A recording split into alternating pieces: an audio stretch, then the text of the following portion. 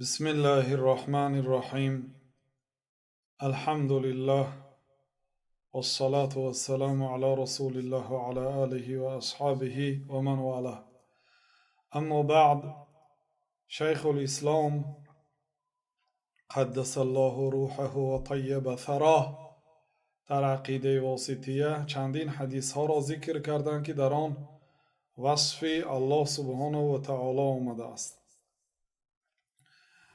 از جمله گفتند که و قوله صلی الله علیه و سلم افضل الایمان ان تعلم ان الله معك حيثما كنت، حدیث حسن. و قول جناب رسول الله صلی الله علیه و سلم که گفتند بهترین ایمان آن ایمانی که اینکه دانی که الله همراهی تو است در کجایی که هستی. این بهترین ایمان است. گفتم مقصد این است که این سخن جناب رسول الله صلی الله علیه و سلم دلالت میکند که ایمان مرتبه های دارد و ایمان از همدیگر فرق میکنه. ایمانی همه برابری همه نیست. بهترین ایمان این که دانی که الله تعالی همراهی تو است. گفتم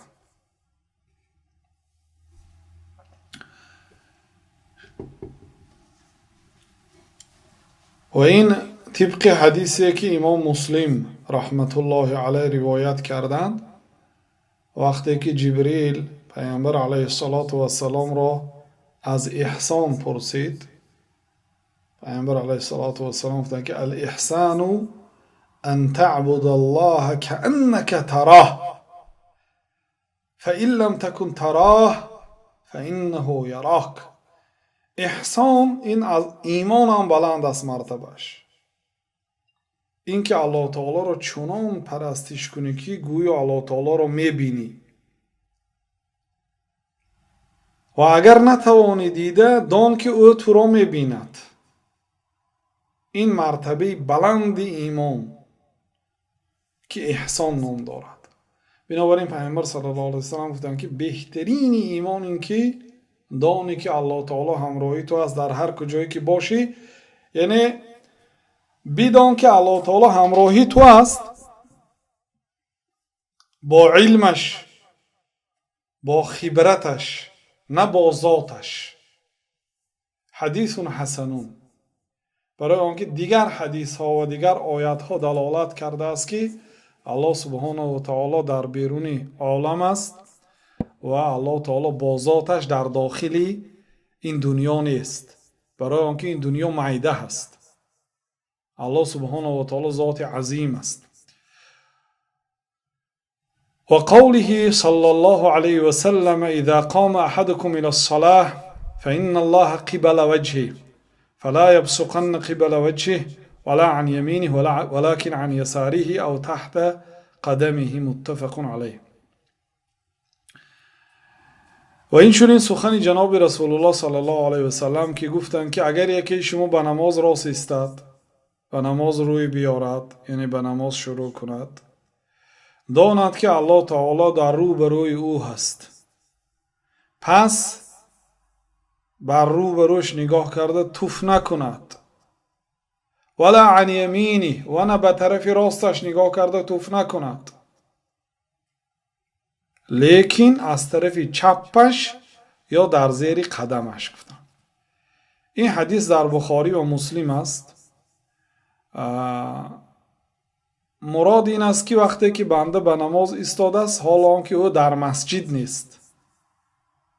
در مسجد توف کردن گناه است، چون که پیامبر صلی الله علیه و سلم در دیگر حدیث ها آمده است که گفتند که توف کردن در مسجد گناه است و کفاره اش دفنش است. گفتند و در این مسجد های زمانه ما توف کردن مطلقا ممکن نیست، برای آنکه مسجد های زمانه ما در همان زمانه هم منع است. این اگر در خانش یا در صحرا یا در کوچه نماز خوانده ایستاده باشد، یکی توف آمد، توف غلبه کرد، دیگر امکانیت گرداندن نشد، در این حالت روبروش توف نکند، چون که علت سبب من این است که او در روبروش پروردگارش را مناجات میکند. وقتی که انسان به نزد پروردگار می ایستد، از او یک حاجت و در طلب و درخواست خود را میپرسد، بنابراین با تعظیم، با آداب، با خشوع، یعنی با ترس، با احترام الله باید ایستد. بنابراین رو به قبله توف کردن این گناه است، حتی بعضی علما گفتن حرام است، برای آنکه در صحیح ابن خزیمه و در صحیح ابن حبان آمده است که یک مرد به یک قوم امام بوده است و در وقت نماز فرض، وقتی که به مردم امام است، به طرف قبله نگاه کرده توف میکند. بعد پیامبر صلی الله علیه و سلم میگویند که برای همون قوم خطاب کرده این مرد دیگه به شما امامتی نکند، به جای این دیگر کس را امام گیرید گفتند. بعد به آن شخص خطاب کرده گفتند که انک آذیت الله و آذیت رسوله، تو الله را و رسولش را اذیت دادی. توف کردن در وقت نماز علل خصوص روبرو منع است. بعضی علما میگن در غیر وقت نماز هم به روش، به طرف روبروش نگاه کرده توف کردن حرام است. اما اگر انسان در خانه باشد یا مثلا در غیر مسجد باشد و همین گونه توفش بیاید، در این صورت به طرف راست هم توف نکند، چون که احترام طرف راست است از نگاه شریعت. به طرف چپش توف کند یا به زیر پایش، به پایان توف کند. این دلالت میکند که الله تعالی در همه جا نیست. اگر الله تعالی در همه جا میشد به طرف پایان و به طرف دستی چپ توف کند نمیگفتند. گفتند که الله تعالی در روبروت هست. وقتی که ما الله تعالی را در روبرو میگوییم، این معنای آن ندارد که الله تعالی از عرش پایین است. من اگر کدامتون در نزد تیریزه نشسته باشتم، این من در روبروی تیریزه شدم، در روبروم آسمان دیسادیم، برای شما هم نشان میدیم. و آسمان مخلوق است. همین گونه آفتاب، ماهتاب، ستاره ها در روبروتان می ایستد، لیکن در آسمان است. اگر امکان داشته باشد که مخلوق در روبروی مخلوق باشد و حالا که وی در بالا هست، پس چی جایی این که الله تعالی ناممکن باشد که الله تعالی در روبروی ما هست و با در بالا هست همین همزمان؟ الله تعالی در روبروی ما هست، همزمان در بالا هست، هیچ گپی ندارد. علل خصوص لیس کمثله شیء، مانند الله تعالی چیزی نیست. یعنی یگان جایی نافهمی ندارد. بنابراین شیخ الاسلام رحمت الله علیه در کتاب درع تعارض العقل و النقل گفتند که هیچگاه عقل سالم به نقل صحیح مخالفت نمی کند. نقل صحیح آیت قرآن و حدیث صحیح. نقل از آسمان است. عقل صحیح، عقل سالم، عقلی که درست میفهمد. مثلا عقل سالم، اگر عقل سالم که دیگریم نه از روی یگان دین و دیانت، همین مکتب بچه ها، مکتب پسر بچه ها از مکتب دختر بچه ها جدا باشد به مقصد موافق است یا یک جایه باشد به مقصد موافق است. مقصد ما از کشادن مکتب و مدرسه چیست؟ دانش داشتن فرزندها و خوب تعلیم گرفتن آنها هست. اگر مقصد معارف، مقصد علم همین باشد، با همین مقصد دانشگاه و مکتب ها را ساخته باشد انسان، خواه کافر است خواه مسلمان، چیکار کند بهتر؟ مکتب دخترها و مکتب پسرها را جدا کند به مقصد موافق تر است، یا یک جایه کند در یک صنف در یک پرته پسر و دختر شند با مقصد موافق است؟ کی میگوید؟ باید جدا باشد. برای چی؟ که فکری هم بچه هم فکری دختر پریشان میشه، مقصدی دست رو نمیفهمه. وقتی که اینها در سنی فهم من همه تا مکتب خوندگی، اکثریتتون دانشگاه خوندگی هستید، همین سنف 9 و 10 و 11 هر روز فسان شده رفتم سر و لباس خوشرو خریدم برای کی؟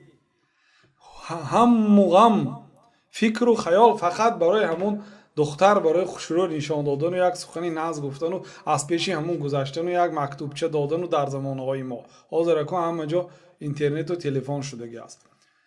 یعنی دیگر نه نصیحت به کار می آید نه عقل به کار می آید وقتی که عشق پیدا می شود. این به همگان معلوم است. بری پنبه آتش نباید فروخت، که تا چشم بر هم زنی خانه سوخت. یعنی باید در پیش آتش آدم پخته نماند. پخته اگر در نزد آتش ماند و بعد به آتش نصیحت کنید که آتش همین در پیشت پخته میستد با نسوزانی. پخته هم نصیحت کنید که پخته من توی همین در بری آتش میمونم با نسوزی نوادا. کدامی هر دوی اینها گپی شما میگیرد؟ یگان تی اینها گپی شما نمیره. گفت بابا چون کنم پرهیز من، آتش و پنبه است آخر مرد و زن. پنبه را پرهیز از آتش کجاست؟ یا در آتش کی حفاظ است و تقاست. کی در آتش دیدی که پخته صحت سلامت از درونش براید؟ همین گونه هست مرد و زن. بنابراین هیچگاه عقل سالم به نقل صحیح مخالفت نمی کند. این گپی شیخ الاسلام رحمت الله علیه در تعارض العقل و نقل است. خب برادرای عزیز، در این حدیث جناب رسول الله صلی الله علیه وسلم گفتند که یکی شما اگر به نماز ایستد فإن الله قبل وجهه، الله تعالی در روبرویش است. در یک حدیث هم پیامبر صلی الله علیه وسلم در صحیح بخاری است، روزی به مسجد در آمدند که کسی به قبله مسجد توف کرده است.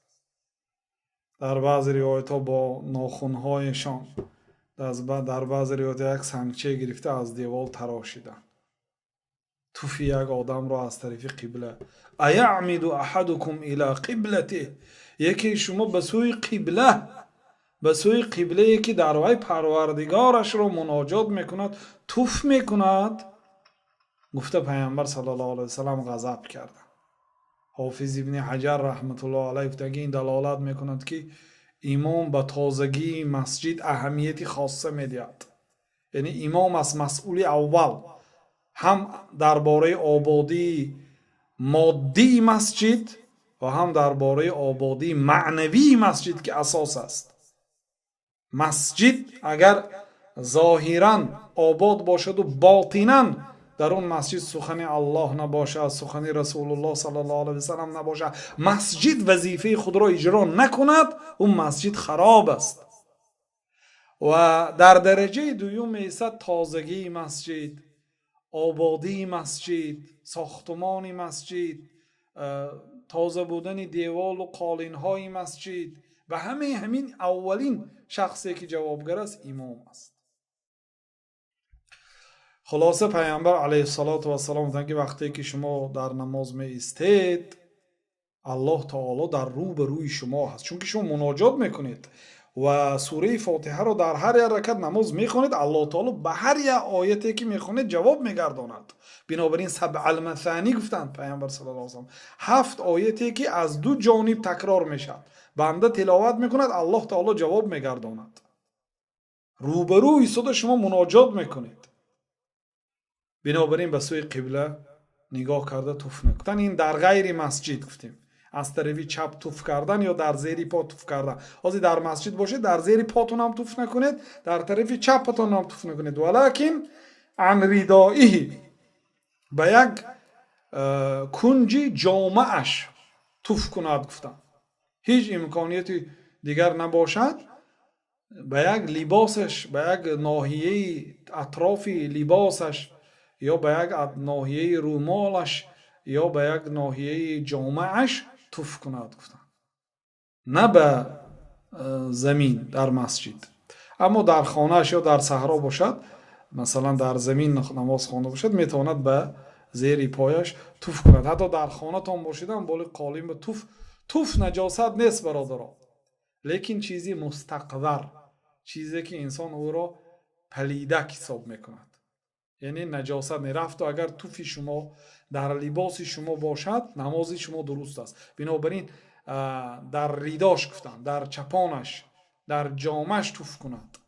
وقتی که در جامه توف میکنید توف می ایستد همین خیل نماز میخونید شما. اگر وی نجاست میشد پیامبر صلی الله علیه و سلم این گونه دستور نمیداد. اون نجاست نیست، فقط هر کس طبیعت دیگر آدم ها توف دیگر آدم ها را دیدن نمیخواهد. خب متفق علیه، حدیث در صحیح بخاری و مسلم. این حدیث دلالت میکند که الله سبحانه و تعالی در بالا هست و وقتی که الله سبحانه و تعالی همراهی ما هست معنای این را ندارد که الله سبحانه و تعالی با ذاتش همراهی ما است، بلکه الله سبحانه و تعالی در بالای عرش است و الله سبحانه و تعالی همراهی ما هست. بنابراین شیخ الاسلام رحمت الله علیه بعد اینکه صفت استوا عالی بودن الله تعالی را طبق حدیث های صحیح بیان کردند، بعد به صفت معیت گذشتند که الله سبحانه و تعالی اگر چنده که در آسمان هست و در بالای عرش هست و دیگر آیت ها و حدیث ها آمده است که الله سبحانه و تعالی همراهی شما هست، این هیچ به همدیگر ضدیت ندارد گفتند. یعنی این را درست فهمید، الله تعالی در بالای عرش است ولیکن همراهی شما هست. اگر هر چیزی که همین قدر بزرگ باشد همان قدر به شما نزدیک است. ببینید آسمان را، از همه مخلوق بزرگی که چشم انسانیت میبیند این آسمان است.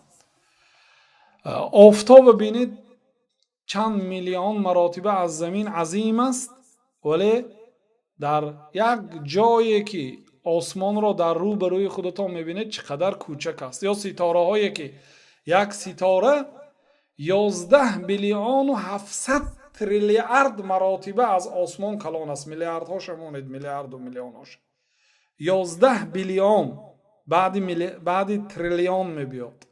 11 بیلیون و 700 تریلیون مراتبه یک ستاره از آفتاب کلان است. همین قدر، یک برابر 10 برابر نه، 1 میلیون 1 میلیارد نه، بی‌نهایت یک ستاره از آفتاب کلان است. بنابراین از همه مخلوق بزرگی که چشم ما میبیند آسمان است و آسمان به ما نزدیک است از سبب آنکه کلان است و ما نزدیک است.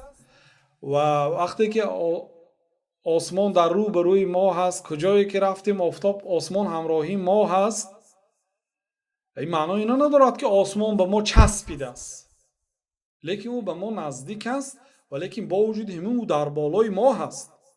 حتی در بعض جایهای هموار میبینید که آسمان شما را پر پوشیده است، از 4 طرفتان و از بالایتان از 5 طرفتان، لیکن با وجود همین آسمان از ما خیلی مسافه 500 سالینه راه بالا هست. این یک مخلوق است، یعنی مادامی که امکانیت دارد که هم در روبرو ما باشد و هم به ما نزدیک باشد و هم در بالای ما باشد، به طریق اولا الله سبحانه و تعالی به ما نزدیک است و از ما در بالا هست و ما او را همین گونه به ما نزدیک است. الله سبحانه و تعالی و در بالای ما هست و به ما نزدیک است، یگان ضدیت ندارد. اگرچه الله سبحانه و تعالی در بالا هست با وجود همین الله تعالی همراهی ما هست. خب حدیث دیگر و قوله صلی الله علیه و سلم، قول پیامبر صلی الله علیه و سلم که گفتند اللهم رب السماوات السبع و رب العرش العظیم ربنا و رب كل شيء فالق الحب والنوى منزل التوراة والإنجيل والفرقان أعوذ بك من شر كل دابة أنت آخذ بناصيتها. و قول پیامبر صلی الله علیه و سلم گفتند که اللهم رب السماوات السبع، پروردگارا. اصل کلمه اللهم یا الله. میم عوض از یا هست، یای نیدا. یا الله یعنی ای الله. و در آخر کلمه الله میم پیوست شده است و این میم عوض از یا هست. بنابراین هم یا و هم میم در یک کلمه نمی آید، مگرم در بعضی شعرهای عرب که بعضی علما شاذ است میگویند آمده است که قول پیامبر صلی الله علیه و سلم اللهم اصلش یا الله، میم عوض از یای ندا هست. بنابراین هر دوش در یک جا جمع نمی شود، مگر در بعضی شعرهای عرب آمده است که اینی اذا ما حدث لما اقول یاللهم یاللهم. بعضی علما ممکن این شاذ است که هم یا بیاید و هم میم بیاید. یا اللهم. یا الله ای الله. رب السماوات سبع، پروردگار آسمان های هفتگانه. هفت آسمان از همدیگر جدا هست. آسمان یکم دایره شکل است، در زیر خودش خیلی از مخلوقات را احاطه کرده است و مسافه بین آسمان دوم و آسمان یکم هم مانند مسافه زمین و آسمان است، یعنی از همدیگر جدا هستند. آسمان دوم آسمان یکم را احاطه کرده است. اما زمین 7 قبط است. در قرآن در یک جا الله تعالی گفته است که و من الارض مثلهن، از زمین هم مثل آسمان ها آفریدیم، یعنی 7 قبط. 7 سماوات و من الارض مثلهن، از آسمان ها 7 قبط است و از زمین هم مثل آسمان ها گفت 7 قبط.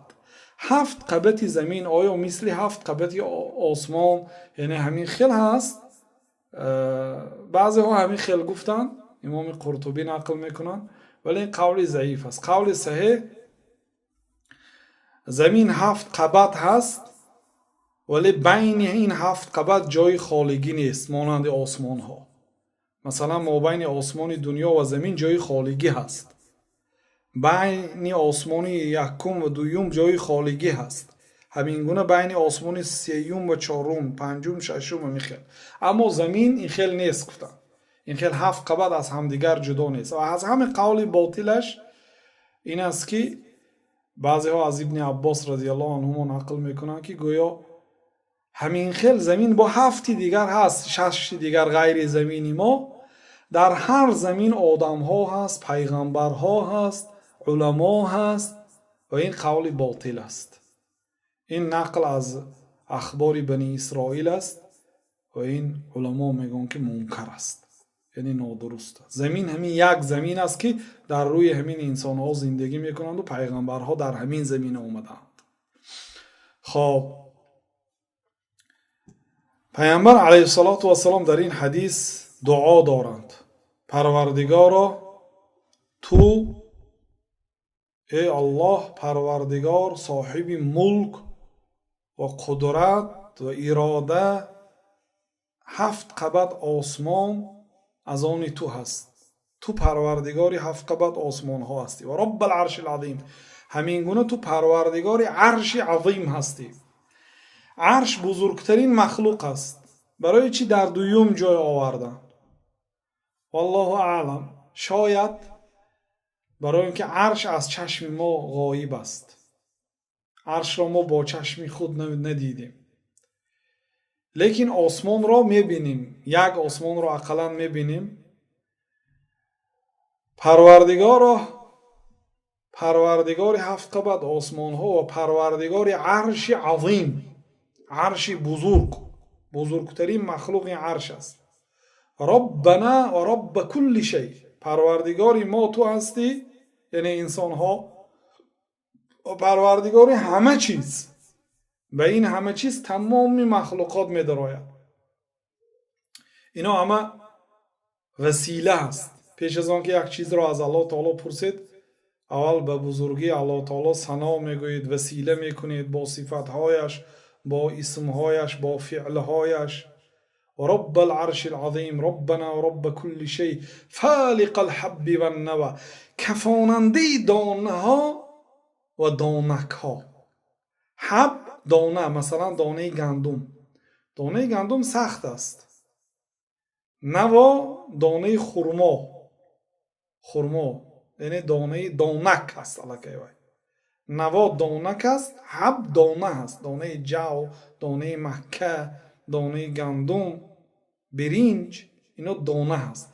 همین دانه ها را الله سبحانه و تعالی با قدرت خود میکفاند. از بین این یه درخت میبراید که از وی میوه های شیرین، رنگهاش گوناگون. حتی در یک آیت الله تعالی میگه که یسقا بماء واحد، با یک آب داده میشود و یک باغ مثلا 1000 تنه درخت ها دارد. هر خیل درخت از زردآلو هست و انار هست و مثلا خرما هست و انگور هست و با یک آب داده میشود و میوه های رنگارنگ، زرد و سرخ و سیاه و سفید و طعم های هر خیله. یا انار خودش انار شیرین هست، انار ترش هست و انار قیه هست، یعنی ما بین ترش و شیرین. و همین گونه میوه ها هم، میوه های ترش هست، میوه های شیرین هست. عجایب دلالت به قدرت الله تعالی میکنه. فالق الحب و النوى، کفاننده دانه و دانک ها تو هستی. منزل التورات و الانجیل و الفرقان، نازل کننده تورات، بزرگترین کتابیه که انجیل که به عیسی علیه السلام، تورات به موسی علیه السلام، و الفرقان یکی از نامهای قرآن فرقان است. فرق میکنه بین حق و باطل، جدا میکند بین نادرست و درست، بین حلال و حرام جدا میکند، بین حق و باطل جدا میکند، فرق میکند. فرقان نازل کننده این کتاب های بزرگ. اعوذ بک ان اکون، دعا، پناه میطلبم من به تو، من شر کل دابت انت آخذ بناصیتها، از بدی هر یک چارپایی که پیشانی آنها در دستی تو است. یعنی آنها به اجازت تو نه به راست رفته میتونن، نه به چپ، نه به پیش، نه به قفا. هر یک مخلوق خواه بد است، خواه خوب است، او در قبضه پروردگار است. انت آخذ بناصیتها، ناصیه گفته پیشانه هر یک چیه میگوید، یعنی الله تعالی از پیشانه هر یک مخلوق قپیدگی است. یعنی به معنای که حیات هر یک حیوان، حیات هر یک زنده در دست الله هست. به کجایی که الله خواهد به همان طرف میرد. یعنی من از بدی هر یک خزنده، هر یک چارپا یا دوپا هم حتی میدارد به این کلمه در اینجا، یعنی هر یک مخلوقی که در این دنیا هست، از بدی آن به تو پناه میطلبم، چون که دستی این مخلوق ها همه در دستی تو هست. انت آخذ بناصیتها، تو از پیشانه آنها گرفتی. یعنی به اجازه تو یگان تو اینها به ما حمله هم کرده نمیتواند، ضرر هم رسانیده نمیتواند. اللهم انت الاول فلیس قبلک شیء، پروردگار تو اول هستی، از تو پیشتر چیزی نیست. قیروانی میگن که هو الاول لیس لاولیته ابتداء و هو الاخر لیس لآخریته انتهاء. الله تعالی اول است، اولیتش ابتدا ندارد. آخر است، آخریتش انتهای تمام شوی ندارد. تو اول هستی، فلیس قبلک شیء، از تو پیشتر چیزی نیست. و انت آخر فلیس بعدک شیء، تو آخر هستی، بعد تو چیزی نیست. و انت ظاهر فلیس فوقک شیء، تو از همه چیز عالی هستی، از تو دیگه در بالاتر دیگه چیزی نیست. از همه ذاتی که در بالای بالا میسد این الله تعالی است. از الله تعالی در بالا دیگر چیزی نیست. و منظوری مصنف از آوردن این حدیث انا همینجا از وجه شاهد، حدیث همش آوردن یعنی انت ظاهر، تو عالی هستی، از تو بالا چیزی نیست. و انت الباطن فلیس دونک شیء، تو باطن هستی، از تو نزدیکتر چیزی نیست. یعنی اگرچه تو به ما نزدیک هستی، از همه نزدیکترین ذات به ما و به هر چیزی تو هستی، با وجود این تو از همه بالا هستی. ببینید جمع بین دو صفت، یعنی الله تعالی در بالا هست و با وجود این همراهی ما هست و به ما نزدیک هست. انت الباطن فلیس دونک شیء معناش این است که باطن در لغت به معنای نهان. الله تعالی واقعا از چشم ما هم پنهان است، ناعیان. اما در حق الله سبحانه و تعالی نزدیکترین ذات معنای باطن، یعنی حتی در داخل ما خدامون یا در داخل زمین یا داخل آسمان از همه ذاتی که عالمتر و خبیرتر است الله تعالی هست به داخل هر یک چیز. ما فقط یک چیز از بیرونش میبینیم، از بیرونش بها میتیم، لیکن الله سبحانه و تعالی درون آن باطن آن را هم میداند. نزدیکترین ذات به همه چیز، آگاه از همه سر و راز و پوشیده ها. دل ما، قلب ما، نیت های ما در قلب ما هست. الله تعالی از آن آگاه است، باطن است الله تعالی. لیس دونه شیء. از الله تعالی دیده یگان ذاتی نیست که از همه چیزهای داخل و پنهان آگاه باشد. همه چیزهای دقیق و نازک از آن الله تعالی با خبر است. تمام مخلوقات را از ظاهر و باطنی آن با خبر است. باطنی آن، داخلی آن، حقیقت هر چیز را الله سبحانه و تعالی می‌بیند و از چشم مخلوقات الله تعالی پنهان و نهان است. این است معنای و انت الباطن فلیس دونک شیء. تو باطن هستی، از تو نزدیکتر دیگر چیزی نیست. اقض عنی الدین. این دعا هست. تا اینجا همش وسیله بود. پروردگار قرض مرا ادا کن.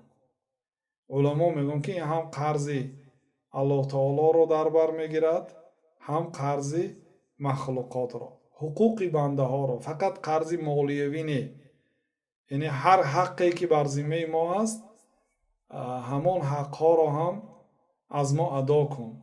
واغننی من الفقر، و ما را از فقر، از کمبغلی چیکار کن؟ به حاجت کن. انا همین دو کلمه دعا هست. باقی مانده تا این دم همه چی بود؟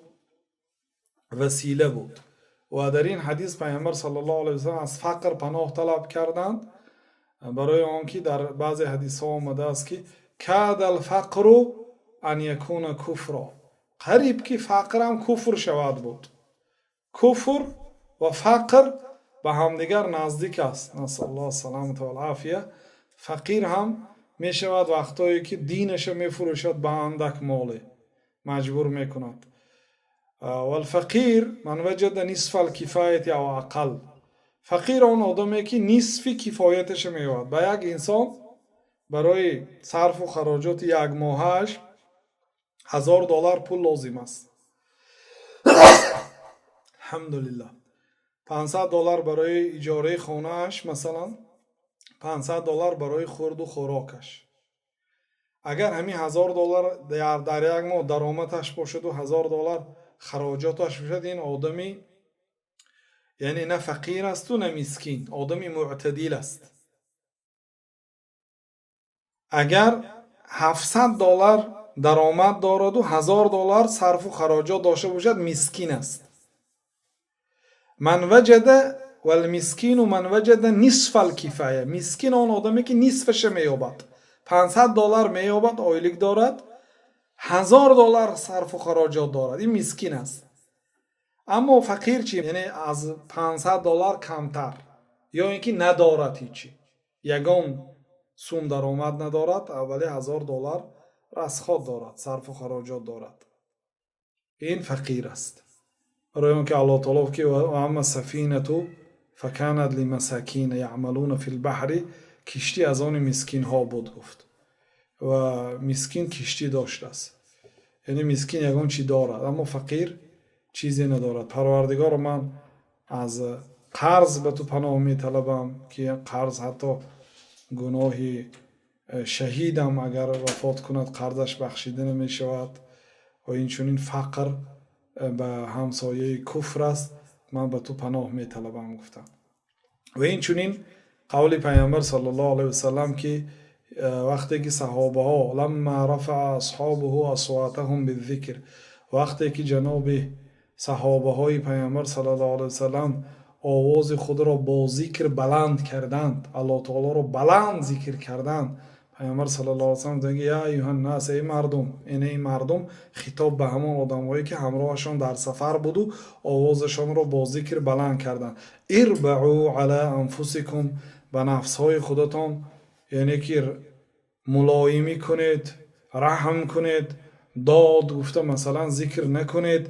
فانکم لا تدعون اصما ولا غائبا، شما یک ذات کر و ذات نابینای و غایب را دعا نکرده ایستادید. انما تدعون سمیعا قریبا، شما یک ذاتی را دعا کرده ایستادید که او شنوا هست و به شما نزدیک است. چی جایی داد زدم؟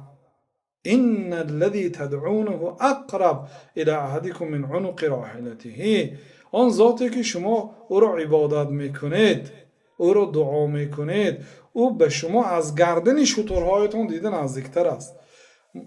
عرب ها که در شتر سفر میکردن، از همه چیزی که به چشمشان نزدیک است گردن شترهاشون است. و پیامبر صلی الله علیه و سلم میگه آن ذاتی که شما او را عبادت میکنید از گردن شترتان دیده به شما نزدیکتر است گفتم. این حدیث هم در صحیح بخاری و مسلم است.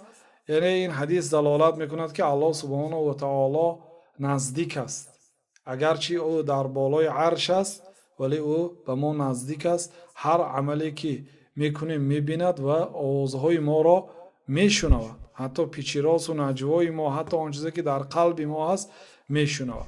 و قوله صلی الله علیه و سلم انکم سترون ربکم کما ترون القمر لیلة البدر لا تضامون فی رؤیته فان استطعتم الا تغلبوا على صلاة قبل طلوع الشمس و قبل غروبها فافعلوا، متفق علیه. این چنین قولی پیامبر علیه الصلاة و السلام این است که گفتند که شما زود است که پروردگار خود را میبینید چطوری که ماهتاب را شب بدر میبینید. وقتی که 14 روزه میشود، پره میشود، ماهتاب را در تمام دنیا مردم به یگان زم شدن بالای همدیگر و به یگان زحمه و جمع شدن بالای همدیگر و به یگان مشکلی از جای ایستادگیش به همدیگر نارسیده آفتاب را یا ماهتاب را میبینن، یگان ذره به همدیگر خلل نمیرسانند در دیدن ماهتاب. همین گونه شما پروردگارتان را میبینید. گفتم ببینید در همین حالت هم ما الله تعالی را میبینیم و ماهتاب حتی می شود که در حالتی که همین خیل می بینید و ماهتاب در آسمان است، در بلندی هست و اگرچه در رو به روی ما هست لیکن در عالی هست، در آسمان و بلندی هست. خلاصه شما پروردگارتان رو میبینید چه خیلی که ماهتاب رو میبینید و ماهتاب رو انسان به طرف بالا نگاه کرده میبیند، به طرف پایان نه. خب بعد در دوامش شدن که اگر توانید که از دو نماز مغلوب نشوید حرکت کنید، یعنی نماز بامداد و نماز عصر رو در وقتش خوانید و همه این نمازها را. لیکن این تاکید است برای اینکه بهترین نماز و بزرگترین نماز نماز عصر است، سپس نماز بامداد است.